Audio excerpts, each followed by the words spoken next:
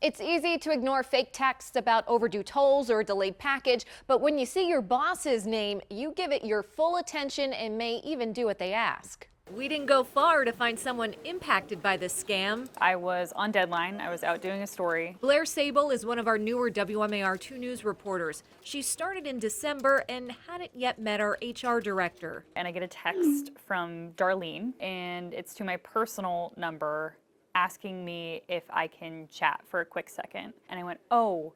Immediately I'm nervous because why is HR asking me for a meeting? Then the person pretending to be Darlene asks for Google certificates from a nearby store. We don't know what that means, but we assume they're asking for Google Play gift cards. And that's when Blair caught on. And so I stopped talking to them and I immediately looked up the number for Darlene, called her, and I had a whole conversation because we had never met in person of like, oh, hi, nice to meet you. Did you text me a second ago? Oh, no, that wasn't you. That was a scam. Then the next day, a new text, supposedly from our boss.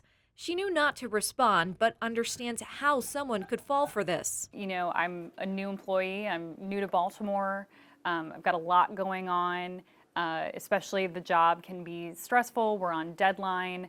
So they really got me at a vulnerable moment, and I'm glad that, you know, I was able to put two and two together. They're going to go after anybody. Wayne Shepins, the managing director of Launch Tech Communications, a public relations firm for cybersecurity companies, is also familiar with the scam. An employee of mine who had been scammed by someone pretending they were me. This was a newer employee who didn't directly report to him. He was having trouble with bank accounts. He was having trouble with credit card accounts that he had set up, and it became a really big problem. Wayne said these scammers research their victims, their social networks, then come up with a convincing narrative. So if they're targeting this individual specifically, they know that he's a new employee, just came on board, potentially could be wanting to impress their bosses, right?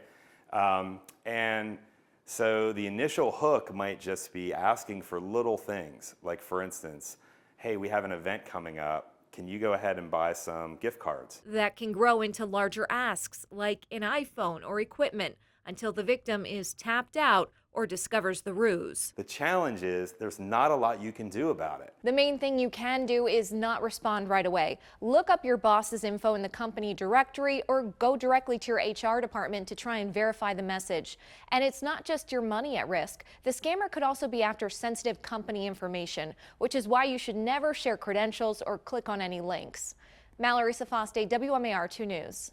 I hope you enjoyed that Matter for Mallory. To watch more Matter for Mallory stories, click the box in the corner and be sure to tap that circle and subscribe to WMAR 2 News for quick access to great content posted every day.